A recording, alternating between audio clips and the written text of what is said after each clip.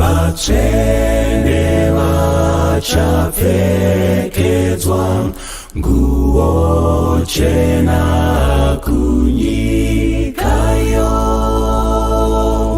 vokumbana namuponesi zvekusazo patsangazve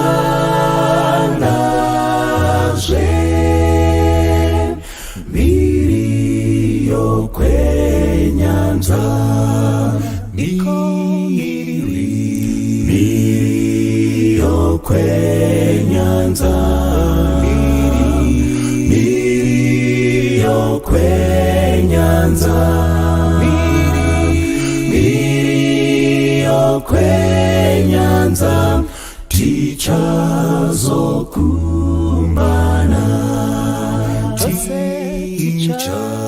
tichazokumbana, tichazokumbana, tichazokumbana, miri yokwenyanza.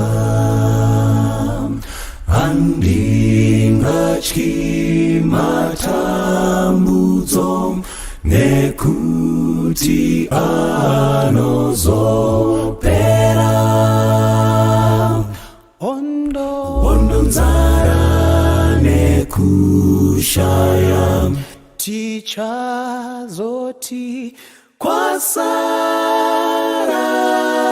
kwasarai miri yokwenyanza, miri yokwenyanza, miri yokwenyanza, miri yokwenyanza, tichazokumbana, tichazokumbana, tichazokumbana, tichazokumbana, miri yokwenyanza. Nditakure tsoka dzangu, undisvitse kunyikayo, ndokurumbidza nekusingazoperi, tasvikayo miri yokwenyanza, yokwenyanza, miri yokwenyanza, miri yokwenyanza, miri yokwenyanza, tichazokumbana, Isu tichazokumbana, tichazokumbana, tichazokumbana, miri yokwenyanza, tichazokumbana, tichazokumbana, tichazokumbana, miri yokwenyanza, tichazokumbana,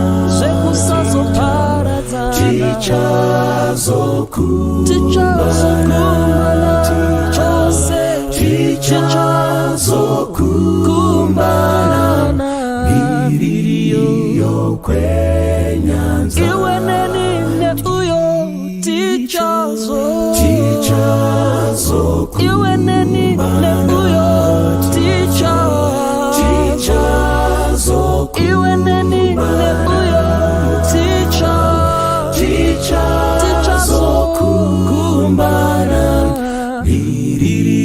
Mbiriyo kwenyanza Ticha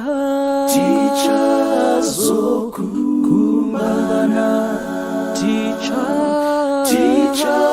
zokumbana Ticha zokumbana Mbiriyo kwenyanza.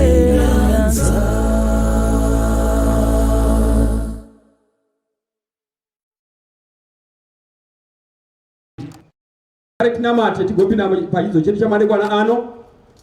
Baba vedu vari kudenga, Mwari vane rudo uye vane hanya, tinofara nokuwana Mwari akaita semi nekuti matichengeta zuva rose. Hondo dzanga dzakatirinda mberi neshure dzowakaipa, asi matirwira maita henyu. Tofarazve kuti matitendera kuva pano kuzoteerera imi muchitaura kwatiri. Izvo pane vazhinji vanga vachidisa kuva pano asi vakundikana. Maita henyu nemukana iwoyu. Zvinoti akuvhura Bible risoko renyu, hakuna munhu unogona kuridudzira mukuchenjera kwenyika ino kana mukudzidza. Zvoda mweya wenyu mutsvene ndo watiri kukoka panguva yamadekwana ano, because ndo wakarinyora utidudzirire chingwa chamadekwana anhasi. Bvisai kutaura kwangu ini kana kureva-reva kusingatibatsiri. Imi Jesu simudzirwai, ini ndidzisirwe. Zikanwai, ini ndisazikanwe. Kana tabva pakudzidza neniwo ndiponeseke nechidzidzo ichochi. Patichange tichipedza chidzidzo ichi tizwane ruponeso tose. Muna matodo kutenda mukuzvinipisa kuzita rinoyera uye richigare kusingaperi raJesu Kristu. Amen. Alright, nhasi chidzidzo chedu chine musoro unoti iwo muchaziva zvokwadi nezvokwadi ichakusunungurai. You shall know the truth and the truth shall set you free. Lizakwazi iqiniso ngempela, iqiniso lizakulikhulula. Right. Ndaingava nemibvunzo yandingatanga nayo paleseni kazhinji ndowanza kutanga nemibvunzo. Asi regai ndibvunze mibvunzo yacho inenge 3. Mubvunzo number 1, ndachida zvikuru kana dai tati nemaprimary vari pakati pedu ndo vanotendekwa kupindura mubvunzo iwoyoyo. Hauzuva vanhu vakuru ndevo vadiki. Vhiki ine mazuva mangani? Kana tine vari kuprimary ndokumbira kuona roko. How many days are there in a week? Ndiani akasimudza roko tuone. Yes, mpewo chitauriso uyo ataure nemike. Nhasi awana mukana wokutaura nemike. Mpewo mike ataura akasimudza roko uyo. Tinzwe kuti mazuva mangani muvhiki. Mungafunga kuti mubvunzo wakaoma uyu wauna kuoma, asi une zvauri kuvavarira. Ya, une zvauri kuvavarira. Was ne title kana kuti musoro unoti iwo muchaziva zvokwadi nezvokwadi chakusunungura. Ine mazuva mangani vhiki? 7. Amen. Hati muitire amen. Amen. Very correct. Very correct. Right. The second question, inoda vanhu vari kusekondari. Vanhu vari kusekondari. Kana imakatobva kusekondari mukaenda kucollege mukadidi chisiyaiva vari kusekondari vatipindure the second question. Right. Weekend ine mazuva mangani varipo here vari kusekondari pakati pedu? Tione kuti vangatipawo answer pamubvunzo uyu. All right. Weekend ine mazuva mangani vari kusekondari? Tione varipo here vari kusekondari varipo here? Ndona sekuti vanenge vasipo. Tine maprimary nevanhu vakuru. All right. Ndaingada kuti ukupindurwe navaenzi kana dai zvaichibvira hazvo. Zvino pane angada kupindura remubvunzo arimweni. Right, arimweni anoti andida kungozamawo hangu. Kuzamawo hangu. Kune anokoniwa metsi? Kune anoedza zvaanenge achiziva then Bible rotigadzirisa. Ndiri kushayiwa roko. Right, ndiri kushayiwa roko. Uripo? Vaita kure. Chingotaura henyu muri papo, maigona kuwanawo mike. Taura henyu muri papo. Weekend ine mazuva mangani?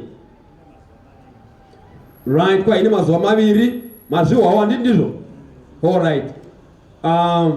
Saka chidzidzo chanhasi chakanaka because chaisa musoro kutiwo muchaziva zvokwadi nezvokwadi chaita sei ichakusunungurai.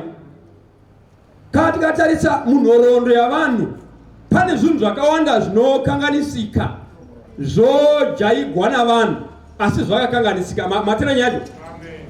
Zvimwe zvinokanganisika mitauro inokanganisika, vanhu vofamba nekumonyoroka kwakaitika mutauro votoita sokuti ndizvo. Tairayirwa isu kuchinzi kana mwana achikura usamuti wewe tata.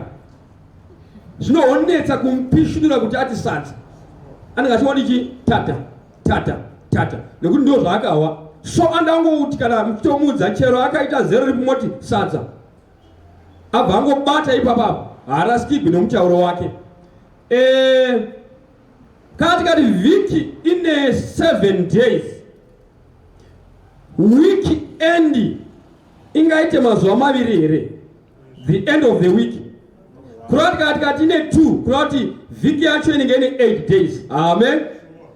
Saka tiri kuti chidzo chanhasi chakanaka chose. Wonzi mubvunza kuti sei muchidaro musanetseke nekuti sei ndichidaro. Nhasi Bible rinofanira kutibetsera nokupishinura mutauro wajaigwa, because manyuzipepa vari mumaredhiyo vekumabhora vanotaura saizvozvo, asi Bible rinofanira kutibetsera kuti ndizvo here. Alright, takutanga apa. Toda kuendera mberi kuti iyo vhiki yacho muBible irimo here. Kana irimo inopera ine mazuva mangani? Kana yakapera kosaka zvakazobvepi zvokuva namazuva maviri? Mwari achitibatsira ndo pane nyaya yedu yamanekwana nhasi kuti weekend ingaite mazuva maviri here. Kana zvakadaro Bible rinotibetsera kuti tizive kuti zvinofamba sei. Tiri kudzidza nyaya inotiyo muchaziva zvokwadi nezvokwadi chakusunungura. Genesis chapter 1. Amavhesi andiri kuverenga ari kuda kutibetsera kuwana vhiki muBible. Tozoona kuti kana vhiki yapera iri kupera ine mazuva mangani, zvichibetsera kunoona kuti saka weekend ine mazuva mangani. Alright, mubvunzo wandasina kubvunzo kupesa wanga uchitiyo can Monday be Tuesday? Ndofunga tose panapa togona kungwana answer wani kuti no. Saka vanhu vati mazuva akafanana ndio zvotaura vanhu. Uyu mutauro futi wakamonyorokawo, mazuva haana kumbofanana. Amen. Bible richaprova kuti mazuva akafanana here. Chero kukaenda mutauro yavanhu kuvanhu vasina ino kunamata unoona kuti misa haifanani. Ishuwa iyoyo. Chirungu chaizoita sekuti chinoti icho a dog has its own day. Kurati mwe musi mbwaino fuma ichida kuruma ruma, mwe musi nofuma isari kuruma, mazuva atosiyana ndizvo here. Alright, regai tinzo Genesis chapter 1 verse number 5. Aya mavhesi aya kana kunyora pasi ndio mavhesi anoprova vhiki muBible.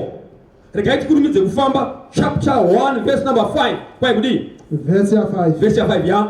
Mwari akatumidza chiedza akati masikati, nerima akatumidza akati usiku, madeko akavapo namangwanani akavapo zuva rimwe. Alright, that's the first day. Yeah. That one day number 1. Ndiloka? Yes. Verse number 8. Verse number 8. Verse number 8. Yeah. Mwari akatumidza nzvimbo akati denga, madeko akavapo namangwanani akavapo zuva repiri. Okay. Day number 2. Verse number 13. Verse 13. Yeah. Madeko akavapo namangwanani akavapo zuva retatu. Day number 3. Verse number 19. Verse 19. Yeah. Madeko akavapo namangwanani akavapo zuva rechina. Day number 4. Verse number 23. Madeko akavapo namangwanani akavapo zuva reshanu. Day number 5. Verse number 31. Verse number. Tinoda kuprova vhiki muBible. Yes, kuti irimo here vhiki muBible. Tozoona kuti saka mazuva akafanana here. Saka weekend ine mazuva mangani ndio pachaburitswa neBible. Regai tinzwe verse number 31. Mwari akaona zvose zvaakaita, vonei zvakanaka kwazvo, madeko akavapo namangwanani akavapo zuva retanhatu. Okay, day number 6. Mwanati yo vhiki ine 7 days. Ndizvo here? Saka tava nechi 6 days. Kureva tasaregwa ne a day to complete a week. Chapter 2 ya Genesis verse 1, 2, and 3. Verse 1. Yeah. Denga nenyika zvikapera saizvozvo neuzhinji hwazvo, Mwari akapedza basa rake raakaita nemusi wechinomwe, akazorora nemusi wechinomwe pabasa rake rose raakaita. Mwari akaropafadza musi wechinomwe akauita mutsvene, nokuti wakazorora nawo pabasa rake rose raakanga asika nokuita iye Mwari. Amen. Thank you very much, my elder. Saka vhiki yedu yapera, sezvo hatiri kuverenga mukati meBible, kuti vhiki yavapo, but pane zvinhu zvatiri kuita note kana tachiteerera Bible zvakanaka. Paverse number 5 kusvika paverse number 31 panga pachitaurwa madays aya. Pachinzi madekwana akavapo namangwanani akavapo kubva paday 1 kusvika paday number 6. Mambozvawo here izvozvo izvo? Yes, tazvinzwa. Sei pakafamba pachidaro kuti madekwana akavapo namangwanani akavapo? Mukadzokera paverse number 2 pana chapter 1 kunonzi nyika yakanga isina kugadzirwa, ine rima, ine mvura. Mwari akatanga kuisa light. Amen. Saka chakatanga rima ranga ndo rakatanga teverere chaedza. Saka muchiona munyori achinyasoisa zvakanaka madekwana akavapo namangwanani akavapo, kuroti day raitanga madekwana kwaitanga rima. Mubate iyoyo noti iyoyo inotibetsa kunoprova mafacts ari mberi. All right. Then mukaverenga zvakanaka zvamakateererawo nendakateererawo paverse 1 2 3 hatisi kunzwa paday number 7 pachinzi madekwana akavapo namangwanani akavapo. Mambozvinzwawo imi kuroti iri zuva iri number 7 raita sokuti harina kubuda harina kuvira. By the way, light nesun moon zvinhu zvakasiyana. Kune light yakakreatiwa isiri zuva, kozoita zuva, because day number 4 ndo pakreatwa zuva, mwedzi nenyeredzi, kwai zvichibetsera kuti pave namaseasons. But zuva risati ravapo light ranga riripo. Amen.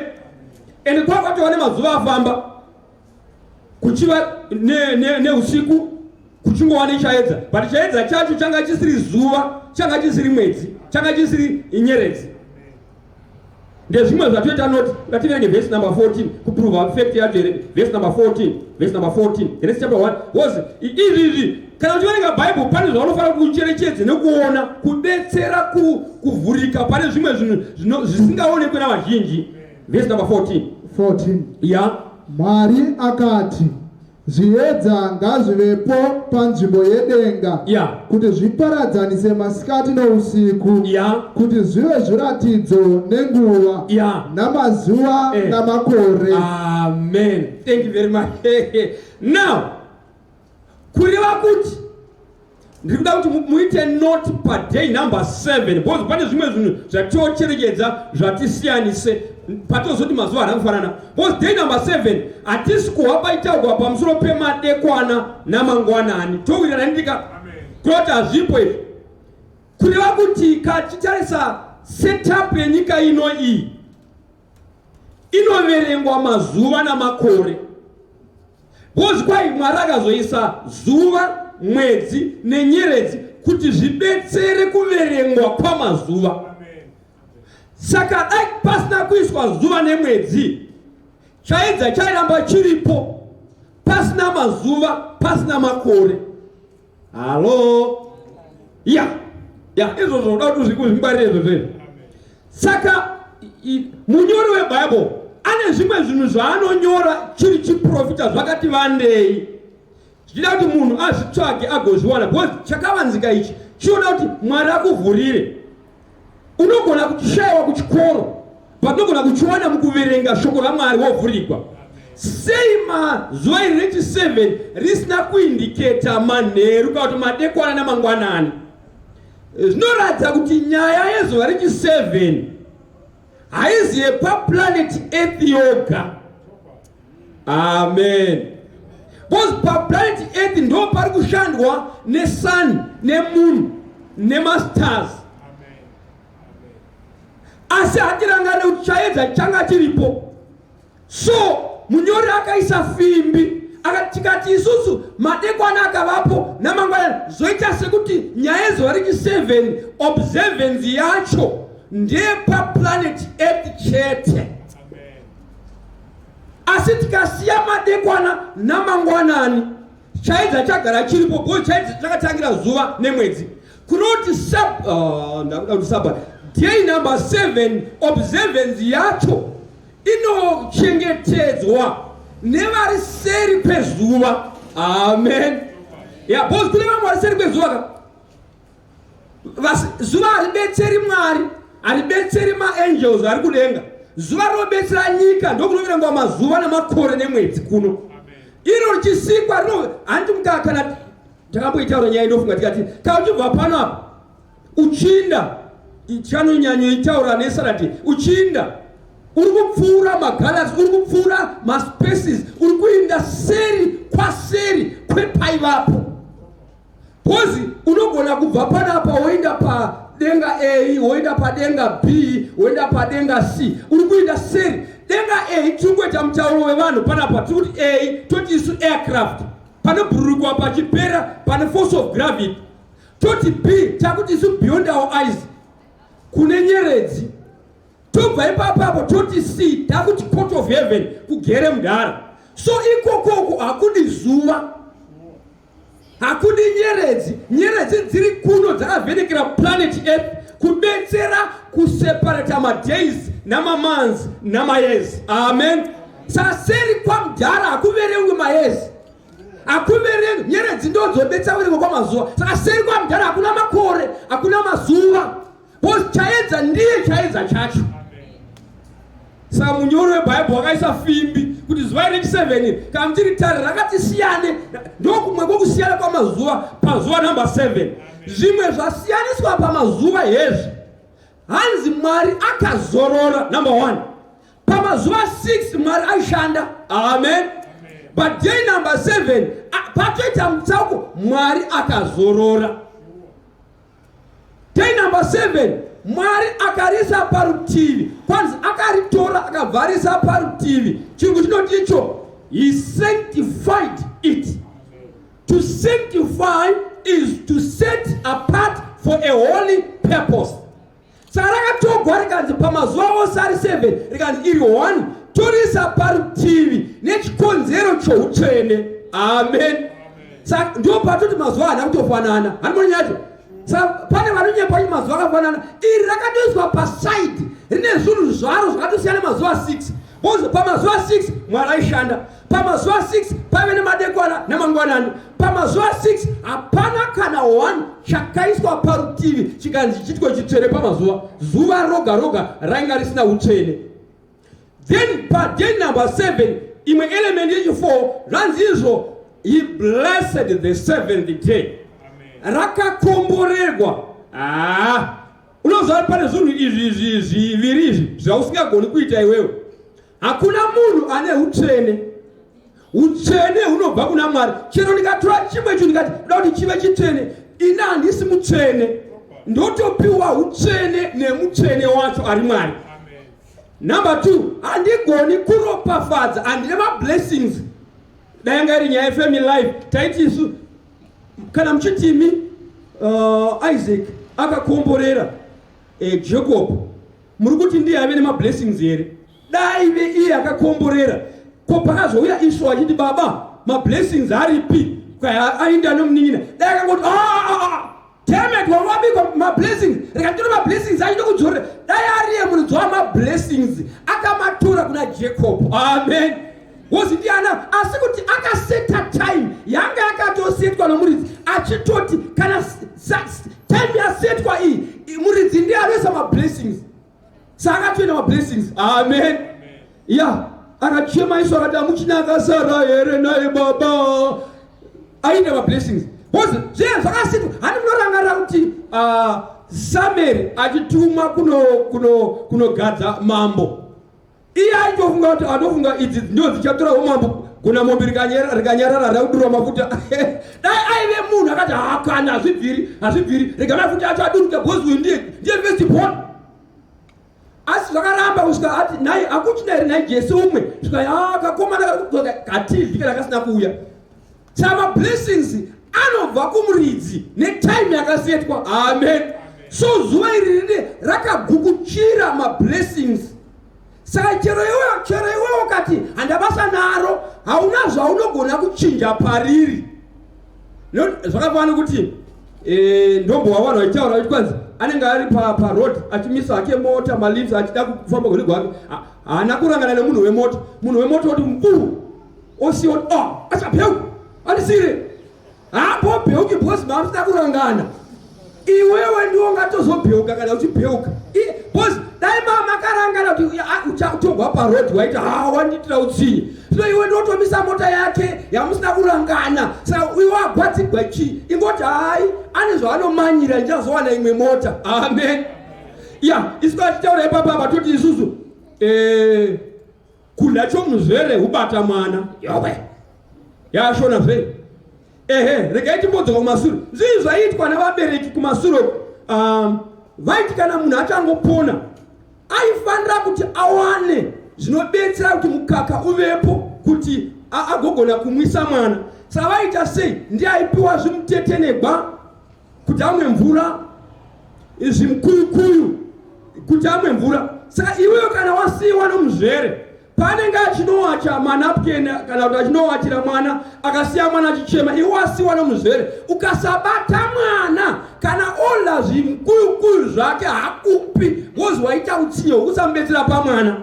Asi kana ukazenge warerawo uchisusurudzira mwana kusvika mwana onzi angochema rega chimwisa paanogarira pasi achidya unomvarangara kuti wamubetsera saka wotodya zvomuzverewo. Saka uchikudya chomuzvere ubata mwana. Now kana munhu akaramba kuti handidi kupinda pazuva iri haana zuva rirasikirwe asi anotoshayiwa ndiye munhu asina kupinda pazvikomborero zvezuva iroro. Hani munokangarira kuti pamaday 6 day number 6 ndo patowana mablessings achiiswa kumunhu. Kai munhu berekai muite sei muwani kwai munhu akatopafadzwa berekai muwani harisi zuva rakakomboregwa but munhu akakomboregwa nezvipfuwo zvikakomboregwa kunoti zvakaropafadzwa kuti zvibereke. So zuva iri rakati siyane. Takuenda pakudzoka papfungwa yemubvunzo kuti saka weekend ine mazuva mangani? Tatoona kuti vhiki ine 7 days. Saka zvaine 7 days zuva rachi 7 ndo rakaina Mwari ndozorora. Vanoti kwa saka harina kushikwa here mubvunzo ine bvunzo ravamwe. Saka kana akasvika akashanda here? Izvozvo zvese izvozvo izvo ifimbi yake kunoti iye kana akarayira but aida kuti vanhu vadzidze kuti mukati mezuva richi 7 mune zvinhu 3 zvavanofanira kuti vaitewo ivo. Number 1 vanofanira kuzorora vanhu. Number 2 vanofanira kuwana utsvene. Number 3 vanofanira kuwana zvikomborero mukuteerera Mwari. Alright, tichazozopera takuenda kumapeto kwenyaya yedu asi regai tiinde papfungwa iyi. Mibvunzo inobvunzwa navamwe ndeyekuti taona vhiki ndizvo ko mazita aya zvakazofamba sei because ndo pane bongozozo ipapapa. Regai tiinde muna Luke chapter 23 timbowana zvimwe zvishoma. Luke chapter 23 timbowa mazita amazuva tigozoenzanisa nezvatinozivawo mukati memazuva edu anhasi. Wozi vanhu saka taona vhiki ripo. Saka chero pandatangira vhiki yacho ndogona kuwana zuva richi 7 ka regaitiwo kuti bhaibhari tibetsere rikuburitsa mazita amazuva kupruva kuti vhiki ine painotanga ichinopera. Chapter 23 verse number 54 kusvika paverse 56 bhuku raLuka riri kudemonstrata mazuva, rotipa mazita amazuva, rotipa maevents kuti chii chaanga chiitika. Verse number 54 verse 54 yeah. Waiva musi wokugadzirira. Alright. Sabata rodokutanga. Yeah. Navakadzi vakanga vauya naye vachibva Galirea vakavatevera vakaona hwiro nomuisirwo womutumi wake vakadzoka vakagadzira zvinonhuhwira namafuta vakazorora nomusi weSabata vachiteerera murayiro. Okay, pa verse number 50 pane musoro wenyaya panzi kudii pamusoro pacho kuvigwa kwaJesu. All right, thank you very much my elder. Kurati paiswa rimwe zita ranzi kugadzirira ivendi kukanzi kuvigwa kwaJesu. Kana mamuchinyora machiso emalaini pazasi maitoisa mutsara motini pamusoro panzi kugadzirira ivendi kuvigwa kwaJesu. Zuva rakatevera zvikanzizo Sabata ivendi kuzorora kwavakadzi. Kuroti kana tikabvunza okay panyaya iyi tiri kuona mastere bozi Bible rinotoisa capital letter kuti raive zuva kugadzirira izuva Sabata izuva. Now takuita zvino kuti vhiki yedu ingapera here kana ingatanga here chapter 24 verse number 1 ipapo verse 1 chitiko toda chitiko pamusoro kumuka kwaJesu. All right, saka tava days 2-3 manje tine day ranzi kugadzirira event kufa kwaJesu nokuvigwa. Pamusoro zvikanzi Sabata event kuzorora kwavakadzi. Day rakunzi mberiro takwanzi kumuka kwaJesu tava event kwai waive musi wechingani event kumuka kwaJesu nomusi wakutanga wevhiki mambakwedza vakauya kubwiro vakabata zvinonhuhwira zvavakanga vagadzira. Gara you pass elder, thank you very much. Saka tiri kuda kuti tifambe nemazuva nevhiki tichibetserwa nemaevent acho. Indoti kana chidzidzisa ndoti pane mabhuku 3 ausingafaniri kuignora muupenyu hwako. Number 1 tine bhuku rinonziro encyclopedia rakanaka bhuku iri wozi rinobetsera encyclopedia ndiro rinochengeta maevents madates nezvakaitwa navanhu vacho. Koita bhuku rechi2 rinonzi dictionary rinobetsera dictionary rinobetsera kududzira vana sezvari kuti pasara semutauro. Tozoita bhuku number 3 rinonzi Bible. Aya mabhuku aya mamwe aya ose madiki kubhuku rinonzi Bible. Bible rinobetserei? Rinobetsera kuzivisa zvakanga zviripo nezvichazovapo. Encyclopedia inogona kusakudza zvichazovapo, inokudza zvanga zviripo. Dictionary inokudza zviripo, haringakudzi zvichazovapo. Asi Bible rinotaura zvaivepo nezviripo nezvichazovapo. Saka robva raita guru pamabhuku aya maviri aya. Now zvikanzizvo kugadzirira. Saka Jesu akafa mukugadzirira. Kwanzi Sabata kwanzi kuzorora, vakadzi vakazorora. Kai musi wokutanga wevhiki Jesu akamuka. Hakuna unopikisa maevents aya maviri kwetere pakati. Maevents maviri ekufa nokuvigwa neekumuka. Maevents maviri hakuna mapikisa. Bozi ndio atiri kusunda nawo tichibva pamacyclopedia kuti tizokwanisa kuti titi iwe une birthday rako pane birth record yako iri kusundwa ichibva pamazuva aya anzi kufa nokumuka kwaJesu. Wozitovereka chiti kuti tiri muna 2022 chii chambonzi 2022 konzi iko makore konzi vaita mahistory vantivo no event yakaitika inonziyo after the death of Christ. Samakore atiri kuverenga aya nako wakaverenga ari kuverenga achibva pa the death of Jesus Christ inonziyo pachi Greek Anno Domini. Ukati wewe iyi maevents aya ari wrong nemadates okuzvarwa kwako ari wrong futi. Boza hapana pauri kunyatsokuva neproper record. Ukati wewe mazuva akakanganisika neako okuzvarwa futi akakanganisika. Saka toka kuti mabheti rako riri wrong. Saka iwe ukatenda kuti bheti rako riri correct uri kuteedzera pakarekodwa madays azoita kuti uzozvagwavo nekuti vari panga vazvagwavo vakarekodha avowo madays. All right.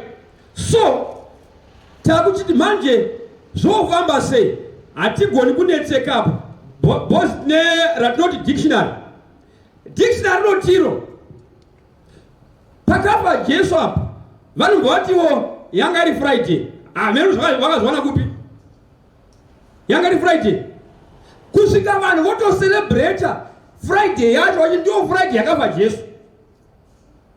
Vamwe votoichengeta vachiti ndio zuva rekuzorora. Anoona pa Friday paita confusion mbiri.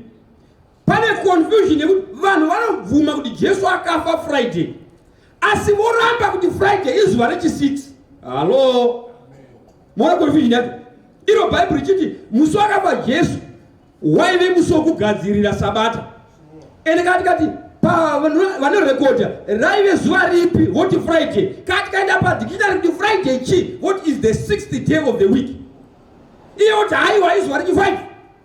Amoti paita kamwe just zvokufanane vari kudo kuti kuSunday uku vanobvuma kuti ndio musi wakamuka Jesu. Dictionary rotiro first day of the week vototi Sunday. What is first day of the week? Kana una dictionary rako rine dudziro mbiri pa Sunday ne pa Saturday. Ukavhura panonzi Sunday, dictionary rotiro Sunday is the first day of the week. Some what it's a Christian day of worship. Hello, hakuna kunzi God ka panzi Christian. Kuti vari ku Sunday vano observe Sunday vachiti first day of the week, vamori observe vachiti zuva rekunamata. Haana confuse achiti 7 ati vanototi zuva rekunamata kuti pane ma-Christians ari kunamata kuzuva iri ranzi first day of the week. Same applies nekuno futi ku Friday. Ukabvunza dictionary kuti Friday konzi is the 6th day of the week, konzi some what is a Christian day of worship. Kuti vanonamata futi ku Friday. Ukawenda pa kata panzi Saturday wobvunza dictionary on Saturday rotero is the 7th day of the week. Oti munyora chidudzira kuti it's a Jewish holiday. Hano manje iri ratisiyani nemamwe ma Christian Rambarans, it's a what? A Jewish holiday. Vari kuitira kurekodha vachitarisa zvanga zviri kuita vanhu nemagenerations avo. Now saka kana tikati isu nhasi tinogona rekuti titi Sunday is the 7th day of the week, tinozviita mumuromo asi pasina pakanyogwa. Dictionary rinokurambira unless nenharo sedza stand ndakadza kupima inuko kuzhombe pane muchinda ainzi stand anga nenharo kai nozvadzo nenharo ya kana naimbo wabhaibheri kunana negaka stand waiti kana ukabata toti wabata color woti this color is black aiti ndiani akanga aripo kuchinzi black haisi black what okay kana isini black chindiudza iwe color oti chazokudza hambokudzi because hana imwe color ukati wewe iyi color i white oti inhema ndiani akanga aripo kuchinzi white sandiudze color ndichazokudza hakudzi because hana imwe color nakune vanhu vakadaro kuti ndiani akanga aripo kuchinzi Sunday ndio first day of the week vane nhare idzodzo vanhu ivavo hatizivi vakanga aripo asi vakarekodha vakati Sunday is the first day of the week. Kana ukaramba iwe ndio unoramba nemuromo wako nenharo dzako asi pose pakanyogwa padictionary haparambi. Saka utonyora rako dictionary manje hamoti chaverengwa rini, hamoti rogamuchigwa here musociety yanhasi. Alright, so tatoona zvakazoitika zvemazita kuti Sunday, Monday, Tuesday izvizvi zvakaitwa nevakanga vachitonga ndo vakaisawo mazita but chasina kuchinja ma-events. Amen. Mazita akaiswa but ma-events haana kuchinja. So sezvatongona kuti vanhu vanochinja mazita mamune mazita vamwe munomu vakanga vachitongawo vachena but patakatonga isu vanhu vatema takamabvisa tikaisa eduwo vanambuya nehanda vanakaguvi ndio zvinoita vanhu vakatonga vanesa mazita avo but chausingagoni kuchinja irodi chirunga chinonzika guvi rodi iyoyo ndiyoyo zita ndio rangochinja. So problem yako iwe ingapapi ingapa kuti rodi yochi ngaichinje inde uku kana watochinja rodi set up a town watoichinja futi Hanonyaya dzinokunetsa. Bosi nongofanira kuenda kuma architect, ma planners, wota kuti road iyo yandutive papa, da road iyo iwe mugowirirana vakutanga kupumura zvimwe zvose vachitedzera iwe. Mubvunzo ndokuti ndiwani. Waivepikisa plan iyoyo. Hani mwa uchaperegwa manje. Wototi unogwara funga yembomisa kwa doctor. Ndula kuti funga kuti mazita hana problem, but event yatibetsa kuprove ma facts. Takuinda zvino mukati meBible. Kune vanhu vakawanda vanopomera Jesu akachikora Sabata. Ndi Luke chapter 6. Luke chapter 6. Yes. Pane mavhesi akawanda anotaurwa vanhu vachiti Jesu akachikora Sabata sezvaitaura maJudha. Jesu unoziva kuti kana uchiverenga Bible pane zvimwe zvinhu zvinoda kuti ungovhurikawo so ugoona kuti apa iyi hondo iyi ndakupinda muhondo isiri yangu.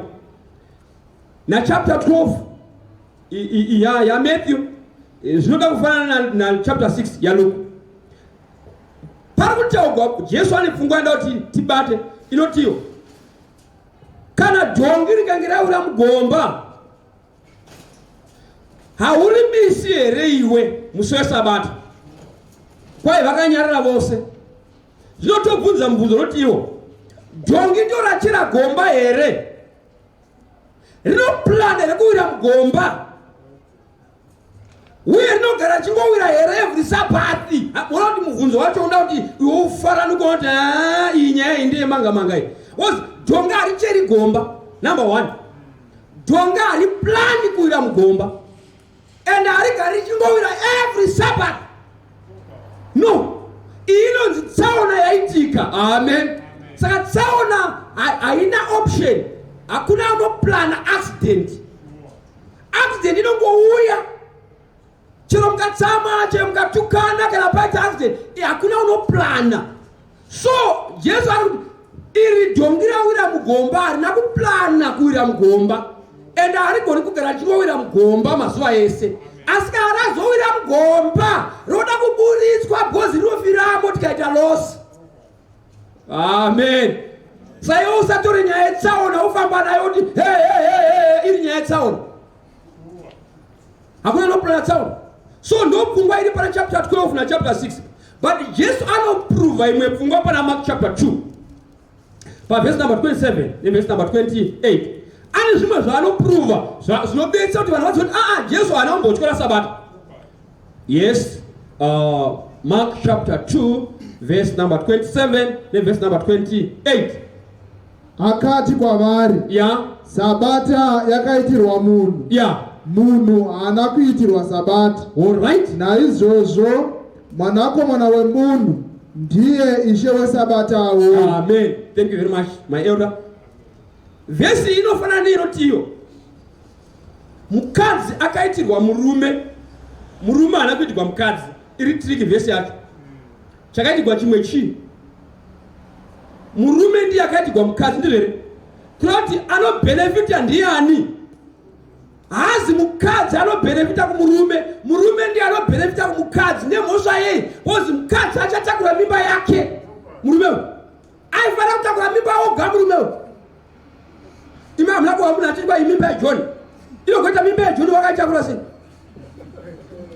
Ndiye John ndakamuchakurira aifanira kutakura mimba yoga azvitakure mimba yake. Vandamuhura tsitsi saka ari kubenefita ndiJohn. Mukadzi ari kuwatira munhu aifanira kuwatira magirisi ake namazidhaka akaita kunodhakabwe aifanira kuzowatira munhu uyu. But mukadzi owacha saka ari kubenefita murume. Aifanira kubva ikoko abike kozi ndiani zhara. Mukadzi omubikira saka ari kubenefita murume. Ndozotaura vhesi. Kana ukasawana mukadzi agere ukasina hana problemu. Neproblem ndiwe. Ndozvi kunzi Sabata yakaitirwa munhu. Kana ukasaichengeta Sabata ive igeroka ina problem. Ine zvinhu zvayo. Asi ukaichengeta ndounobenefita mairi. Ndozvi kutaurwa nevhesi. Sama benefits anonoka kuti kana waroora sezvonso kutodai so kutogwinya ndimai Makwavarara. Dai ndisina kuroora ndakapera basi. kubika kuwacha, kuenda kubasa kubika kuwacha. Iwe nochambera asi kuzuri kuti vai mabhozi ndola vakanga wapuraya iwe hola unakigwa hope zotouya. Amen. Sa ukasarichengeta sabata harina problem ndiwe. Amen. Jesu obva otiye pa verse 28 naizvozvo mwanakomana womunhu ndiye ishe wesabata kuroti iye ndiye anoritonga iwe hauritongi. Amen. Ndiye muridzi wako. Ukaona kuchinzi ishe isusu takadai so tiri vanasai tine ushe hweri kugoko china ndo chatokoshesa kana toenda kunyika. Ukauya uchiti mverere uchibva kumhondoro uchiti ai ndochaita Friday toti dzokera kwenyu kumhondoro kuno china. Amen. So kuti china chinotongwa namadzishe zita iroro sai ndio varidzi vechisi. Sa Jesu ndiye muridzi nozoti kumasuro takaenda gogwe kare kuma 69 kumasuro paive nezvindera mambo vaita sei kwaizi kungangoite zhara kungangoita kutsva kwematura. Saka musi wechina vanhu vainzi mbeu hamuwi nayo mbeu ndeyashe vanhu vainorima kwashe musi wechina musi wezuva rake iye achiti idzi mbeu dzatorima hadzisi dzenyu ndedzangu asi todzichengeta pano kana paita tsaona yekuti munhu atsvigwa nedura anouya kwamambo ocheregwa mumbeu iya yakarima iya. Saka achinzi chisi ndechangu haunditongi kuti sei muchirima musi wechina. Ndoziva zvandiri kuitira. Amen. Ndo zvikutaura Jesu panapa ndo mabenefits ati. Okay, verse number 16 chapter 4 ya Luke. Akanga achichengetera sabata yacho bosi ndo pane gakavara kuti Jesu anambochengeta sabata akaivhuna. Verse number 16 chapter 4 ya akasvika paNazareta paakanga arerwa akapinda musinagoge nomusi wesabata sezvo aisiita akasimuka kuti arave. Amen. Garai pasi elder chapter 24 verse 20 yaMateo. Panapa kwanziko Jesu akasvika paNazareta paangarerwa akapinda musinagoge nomusi wesabata sezvo aisiita akasimuka kuti arave. Anga asingadzingi vanhu musinagoge but aivaverengera mavhesi. Amen. Yaiva tsika yake yekupinda kuchurch on Sabbath. Jesu oinda akakurudza kuti vadzidzi vachengete sabata here. 24 verse 20 yaMateo verse 20 nyengeterai kuti kutiza kwenyu kurege kuva pachando kana nesabata. Amen. Ari kuti ambotaura nhamo dzichavawira kana iye aenda oti inzwai vakomana itonamatai kuti kana zvoitika zvekuparira kweJerusarema izvi chisava nguva yechando bozi muchawanikwa muchidziya moto mukabatwa uye isava sabata bozi memuri pachechi namatire kuti zvisaitike pachando kamusi wesabata kunoti sabata icho ndinokosha. Okay, vamoti tamuona Jesu ko Paulo akachengetere sabata chapter 17 verse number 2 ibhuku raActs 17 verse number 2 Paulo wacho anonzi Paulo akachengetere sabata. Verse 2 zvino Paulo sezvo aisiita akapinda kwavari akataurirana navo zvapamagwaro masabata matatu. Alright, Lord Paulo sezvo imi munoti Paulo angapikise yakagona Jesu murodhi yeDhamasiko angazoite rimwe zuva rake handizvioni bozi munhu akamurova akamukunda akamuasaina kuita basa aichengeta sabata. Saka akatobva atopindawo mutsika iyoyo. Saka yanga iri tsika yaPaulo kuenda kuchurch on Sabbath. Handina nguva chapter 18 verse number 4 munoiverenga kumba but imwe yandoda nevahedheni vaichengeta here sabata pamazuva ana Paulo chapter 13 ya Acts chapter 13 verse number 44 verse 44 nesabata rakatevera guta rinenge rose rakaungana kuzonzwa shoko raMwari nayo Zvino vaJudha vakati vachiona vanhu vazhinji vakazara negodo vakaramba zvakarebwa naPauro vachimhura Mwari nayo. Ipapo Pauro naBhanabhasi vakataura vasingatyi vakati zvakanga zvakafanira kuti shoko raMwari ritange kutaurirwa imi, asi zvamariramba muchiti hamufanirwi noupenyu usingaperi. Takwira kuvaHedheni. Tarirai, zvino toenda kuvaHedheni nayo, nokuti Ishe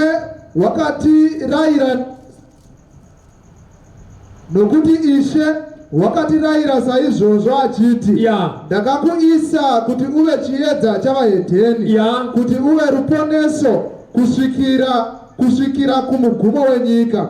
48 verse number 43 pamusoro. Verse 43. Zvino vesinagogi vakati vapararira vaJudha vazhinji navaproserite vainamata Mwari vakatevera Pauro naBhanabhasi. Ivo vakataurana navo vakavarayira kuti varambire panyasha dzaMwari. Here I pass Isaiah chapter 56 verse 2 kusvika paverse 8. Panotagwa nyaya yekuti iyo pati yakana kutivere mani munhu waMwari ngaiverenge mani chero time dzangu dzafamba iyi because ine maelements 3 anokosha pana Isaiah chapter 56 verse number 2 kusvika paverse number 7. Verse number 2. Wakaropafadzwa munhu unoita izvozvi nomwanakomana wemunhu unozvibatisisa unochengeta Sabata kuti arege kurimhura nokudzora ruoko rwake kuti arege kuita chinhu chipi chakaipa. Mutorwa wakanamatira Jehovha ngaarege kutaura achiti, zvirokwazvo Jehovha uchandiparadzanisa navanhu vake. Nowakachekwa ngaarege kuti, tarirai ndiri muti wakaoma. Nokuti zvanzi naJehovha pamusoro pavakachekwa vanochengeta masabata angu sanangura zvinondifadza vachibatisisa sungano yangu. Ndichavapa mumba mangu nomukati mamasvingo angu chiyeudzo nezita rinopfuura ravanakomana navanasikana. Ndichavapa zita risingaperi risingazoparadzwi navatorwavo vanonamatira Jehovha kuti vamushumire nokuda zita raJehovha nokuvaranda vake mumwe nomumwe unochengeta Sabata kuti arege kurimhura nokubatisisa sungano yangu. 7. Ivavo ndichavauyisa kugomo rangu dzvene nokuvafadza muimba yangu yokunyengetera, nokuti zvipiriso zvavo zvinopiswa nezvibayiro zvavo zvichagamuchirwa paaritari yangu. Nokuti imba yangu ichanzi imba yokunyengetera yavanhu vose. Amen. Kana inyu pass elder. Inzwai pfungwa inofarira pana Isaiah. Pane zvinhu zvokuita zvitatu. Number 1. Kana vanochengeta Sabata vatorwa navaJudha vanowana mabenefits api? Number 1. Kwai vanopiwa zita rinopfuura zita ravanakomana vavanhu. Mubate ipapa chapadzoka pakakosha ipapa. Number 2. Kwai ivava ndinovagamuchira zvibayiro zvavo kuda kuti minamato yavo inogamuchirwa. Number 3. Zvikanzi ivava ndichavaunza pagomo rangu, ndichavaunza panzvimbo yangu kuti vachaunzwa pasalvation. Ndakafarira pfungwa kuti vanopiwa zita. Makamboona here kuti iye zvinoti nevanochengeta Friday nevanochengeta Saturday nevanochengeta Sunday, vanochengeta Friday havana kumbonzi maFriday amirira muchivaziva kuti vanonzi maFriday ayo kunze kutoti vateve vana Friday piri senemu yavo iri baba vacho vari vana Friday piri ndo vanonzi vana Friday. Kana vasime kwapiri vana Friday chero vakaichengeta sei Friday havambonzi maFriday. Makamboona here kune vanochengeta Sonda havana mbonzi masanda ayo. Mambona masanda ayo vangatopiwa mazita kwawana macongregation kwawanenge vari hakuna kwambai masandi kana masondo kunze vakavatovekwe kwasondo uko headmaster uya ndanzi vekwasondo avo kabye kwana Sunday marimo ava vakwana Sunday congregation dzava zita racho haribati chinda pane vari pakati masavadha imamnambo yarachinzi masavadha ayo izvo zvinoita izvobata zvofana kuti kudini haugoni kuti kumunhu ari windi woti ticha uyu hazvibudi chero akakunyorera mitsi chero akakudzidzisa as long asina chitupa chacho chaicho zita racho haribati aya pakati zimbei apakati kore apa kuti zita rinobata rine chiitiko checertificate. Amen.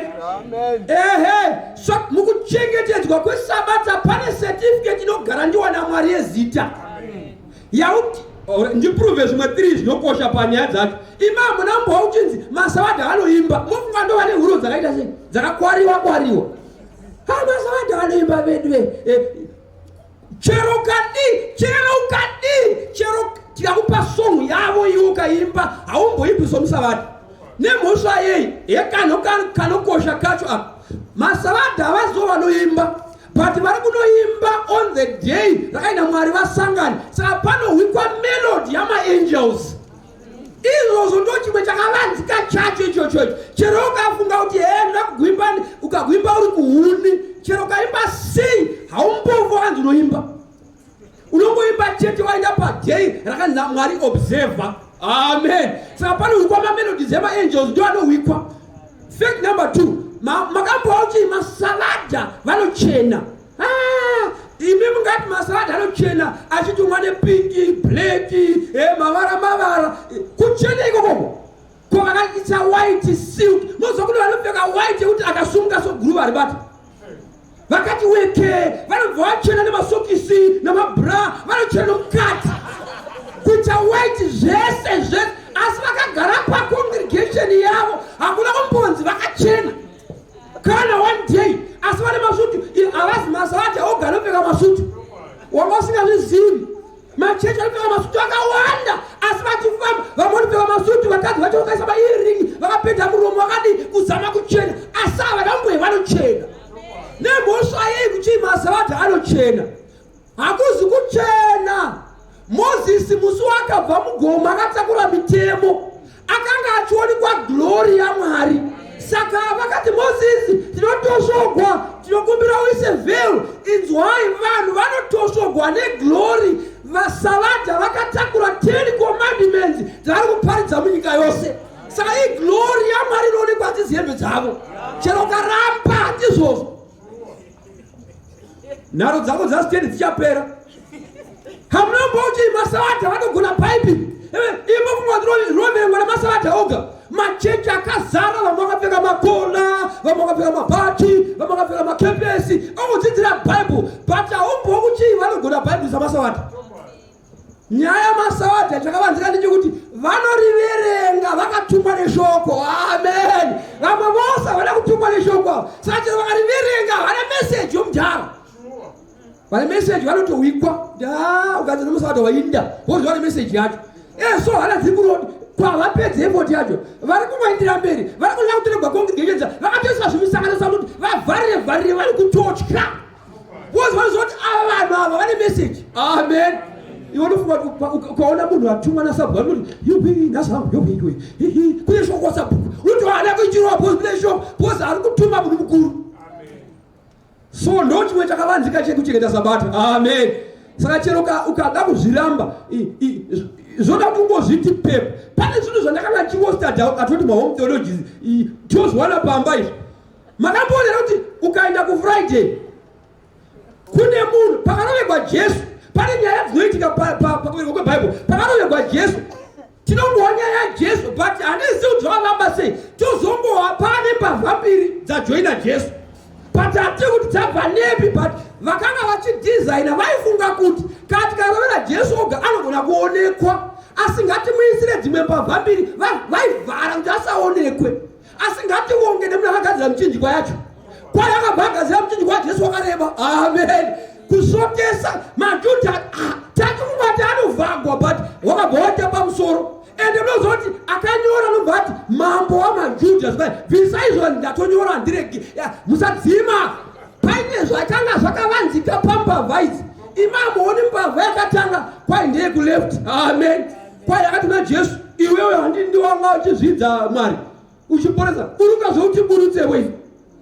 Mbavha yekuraiti ikati iwe hautyi kani, isu tiri mbavha chaidzo chaidzo, uyu ndi Mwari, tiri kutongwa naMwari, hautyi here?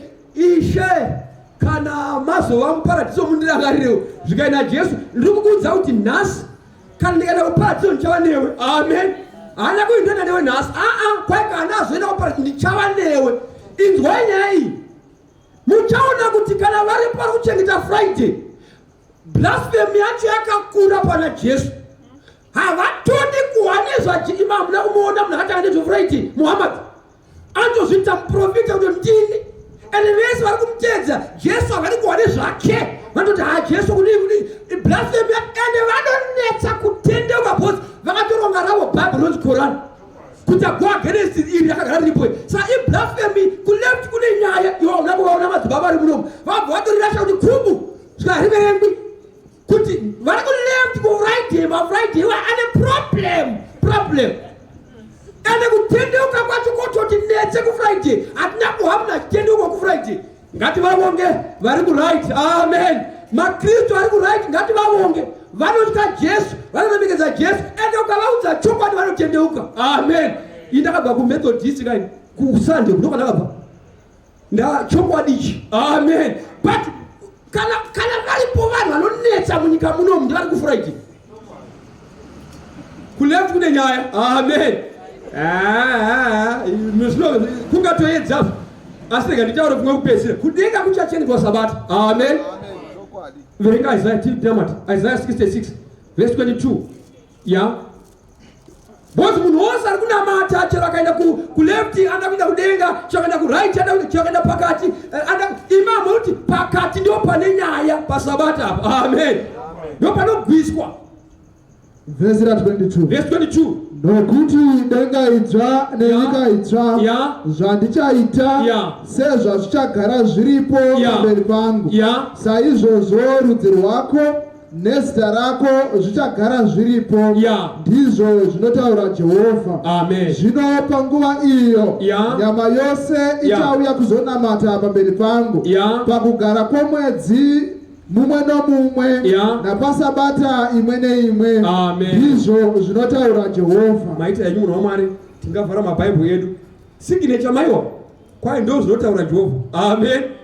Kwai denga idzva nenyika idzva zvandichaita sei, zvandichasika sezvazvichagara zviripo, kunoti izvozvo denga idzva iri nenyika zvichagara zviripo, hazvizobvi. Zvikai zita rako nerudzi rwako zvinenge zviripo. Zvikai zvino panguva iyoyo, hakuna kuti panguva iyi, but panguva iyo kunoti zviri mberi zvinhu zvacho, kwai nyama yose ichauya kuzondinamata pakugara kwomwedzi umwe neumwe napaSabata imwe neimwe. Kureva kuti vanhu vari kutopractiza iko zvino, vari kupractiza kunogara kudenga. Amen. Vari kuramba kuti kudenga hatiendi. You know what? Pane zvinhu zvotinetsei. Pandakachata ndakarera umwe mwana wamainini, ndakamuchengeta adzidza chikoro, saka panguva yandakaroora anga ari kwandiri, saka aifara kuita best boy pamuchato. Tiri kupractiza mastep. Muchinda uyu akaoma musoro wake, moziva. Shamwari, tinoti gumbo mberi wakaita tip, gumbo pakati, gumbo paside, woya wotsika. Gumbo mberi wakasaka tip, woti pakati, woti paside, woya wotsika. Ipapa kuti chikava uite manje mastepi wayaya 3 months kusvika ndogwadzwa mwoyo ndobata gumbo rake sozembe kuti kuna zvimwe angaite. Ukangorega gumbo zvare akadzimara akati budi sokumyehluri zvandikona. Vanhu vanozoita dhirama akatarisa ini ndichikava vanhu. Muzukuru ndiye akazoita best, iye akaukira sutu anomboipfeka. Unozoti pane vanhu vakaoma musoro kuti gumbo mberi, gumbo pakati, gumbo kumasaidi, oya wotsika. Havatozvioni izvozvo izvi. Zvino ukakonwa kupractiza pano kuti chengeta Sabata kuti rakaoma uchiomesa musoro. Mastepa acho kana unofunga Mwari angaite mosho kaviri ambodzinga marara kudenga anonzi Satani amakandira pasupa agotora kuti marara agomaisa kudenga. Chero mai vachitsvaira imba havati vakatwara marara vomadzosesa mumba atsvaigwa kubvainda kugomba onotsva. Samarara achasara pano akaramba kupraktiza achasangana marara akadzingwa kudenga zvokomirira kuzotsva. Mwana vaiti mhosva iyoyo kaviri. Toda kunamata. Ndakona nguye kunamata newe shamwari. Iri zuva mavhesi ndine 365 ndakonunga mavhesi ndine 365 anoti Sabbath. Kunoti kati kamaisa pamazuva emadays ako pagore rimwe zuva rimwe rakamiri gore vhesi yaro. Handi mazuva kwe 365. Saka zuva rimwe chete rinenge chiti vhesi yaro yeSabbath. Kana toita vhesi vhesi amai tikati seri kune akanzi do not fear pachirungu 365. Sanejiroma step kuti do not fear, Sabbath is there, do not fear. Kwa zviri kuchinja zvose zvichiti left right. Anoti Sunday is 16 Bible verse kwete kuti chengetwe. Mwari kakubasa ndizvo. Amen. Toda kuti chengeta Sabata here. Unoda kuti chengeta here. Sumuka tinamata kuti Mwari ndibetsere. Ndera Mwari akazorora remakomborero mukurichengeta. Ndiona blessings, ndiona utsvene, zita rangu rinonyogwa, ndopiwa zita dzva, ndorekodwa kudenga. Panouya Jesu anozotora hama dzake vakachengeta mirayiro yake. Amen. Ndosaka muimba akati ndizvo zvendakatsoka ndikaona Sabata. Amen. Kwai asi vamwe vakanga vachida musomutango wevhiki. Mani vatira kunamata newe. Aripo kuti chekutanga womupenyu wauda kuchengetawo Sabata. Ndansa ndamborichengeta hangu asi sekutangawo ndoda kurichengetawo. Usumudze ruoko rwako ndinamate newe. Ari kuti chekutanga that's my first time kuwanya yakadai. Pandoda kuti ndikomboregwe naMwari ndiwanewo mablessings. Ndirichengetewo. Kana aripo ari kuti chekutanga muupenyu hwangu ndoda kurichengeta. Sumudza ruoko rwako ndinamate newe usiku wanhasi. Aripo here? Ari kuti ndakurichengeta chekutanga muupenyu hwangu. Ndirichengete chekutanga. Aripo here? Sumudza ruoko rwako ndinamate newe. First time yako kuti ndakurichengeta Sabata. Ndakunamata. Baba yedu akudenga tikutendai zvikuru panguva yamanheru nechokwadi chenyu chamatiudza. Ndosaka mati imi tichaziva chokwadi chatisunungura. Nhema idzi dzatekeshera Satani achiudza vanhu kuti weekend ine mazuva maviri. Asi hakuna zvakadaro. Was week ine 7 days.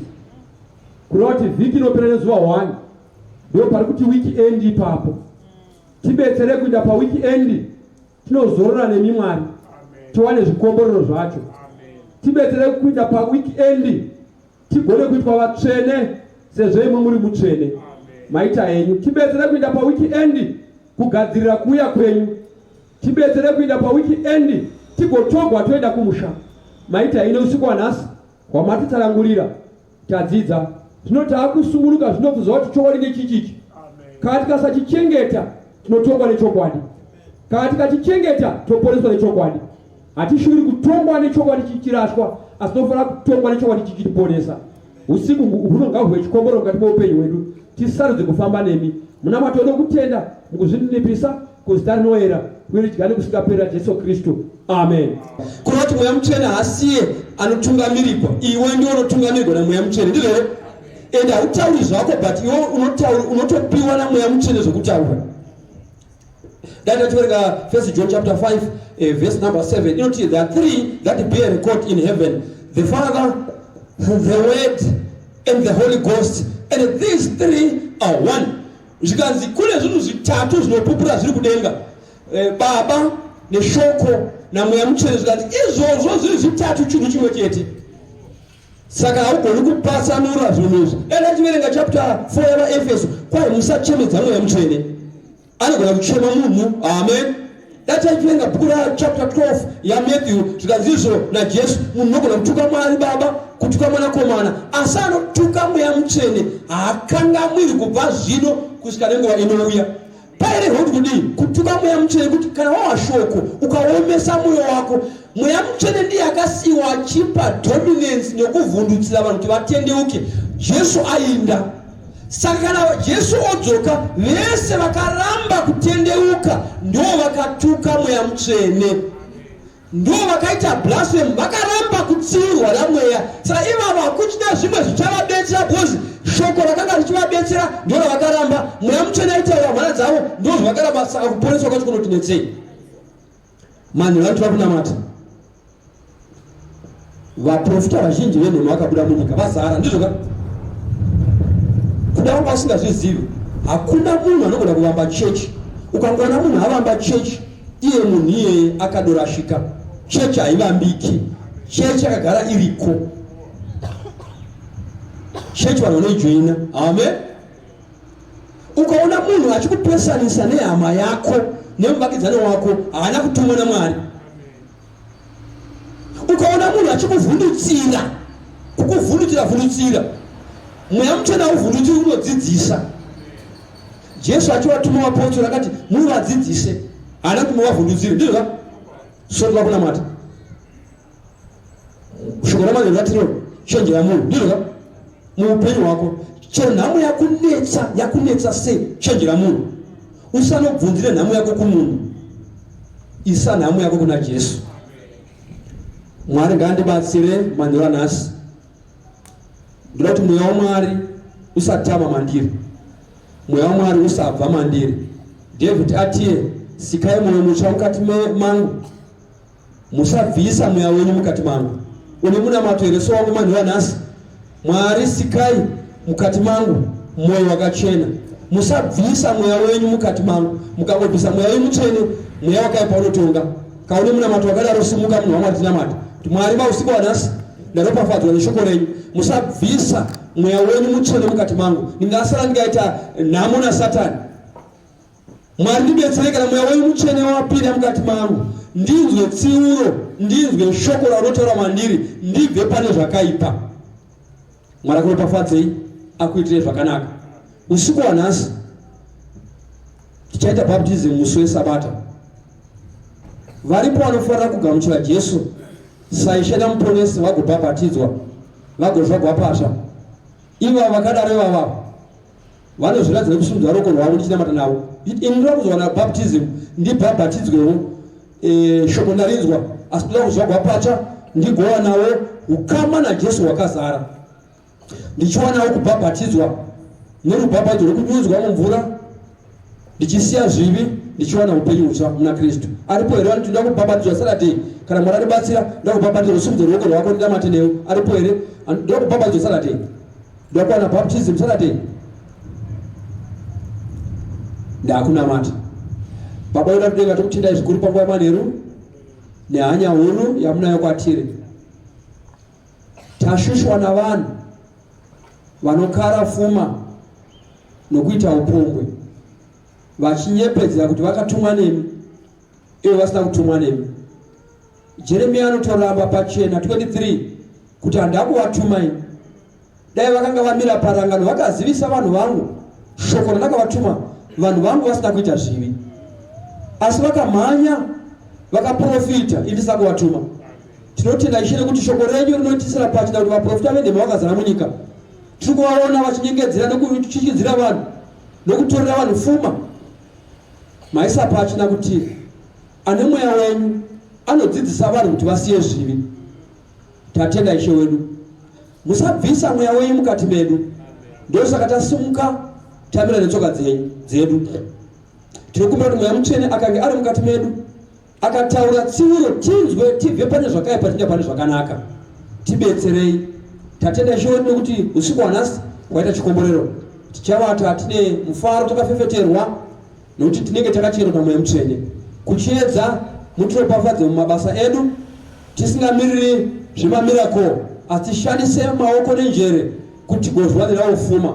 Pamuchaonekwa tigofara tichinzwa mashoko ekuti varanda vakanaka vakatendeka, pindai mumufaro, taponeswa. Muna mato okutenda mukuzvinipisa, kuzita rinoyera uye chigare kusingaperera Jesu Kristu. Amen. Last prayer.